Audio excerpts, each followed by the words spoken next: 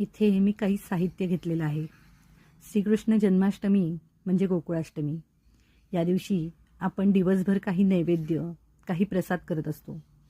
त्यासाठी कृष्ण जन्म रात्री 12 वाजता झाला की आपण त्यांना प्रसादासाठी सुंठवडा वाटला जातो. तेव्हा तोच मी इथे करते आहे. त्यासाठी मी इथे एक वाटी खोबरं किसून घेतलं आहे आणि इथे तीळ आणि खसखस भाजून घेतली आहे. त्यानंतर थोडीशी बडीशेप तीही भाजून घेतली आहे. बडीशेप झाल्यानंतर त्यामध्ये सगळे जे आपले ड्रायफ्रूट्स आहेत ना, तेही अगदी थोडेसे भाजून घ्यायचे.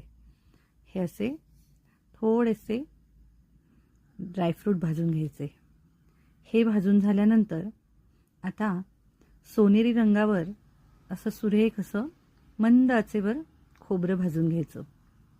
हे पहा. आणि हे झाल्यानंतर आता हे सगळं आहे ना एका भांड्यामध्ये मी असं काढून घेते आहे. हे ताट घेतलं मी त्याच्यामध्ये आणि आता थोडं मी कढईमध्ये तूप घातलं आहे. गाईचं तूप आहे हे. आणि त्याच्यामध्ये अगदी मंद आचेवरती थोडासा डिंक घालून असा फुलवून घ्यायचा आणि तोही आता मी बाजूला ठेवते आहे.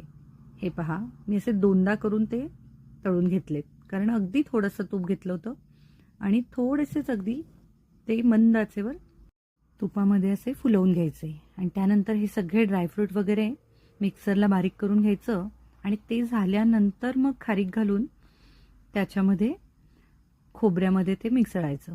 खोबरं मी हातानेच चुरून घेतलं आहे आणि आता ही सुंठेची पावडर करून ठेवली होती तीही त्यात घातली आहे.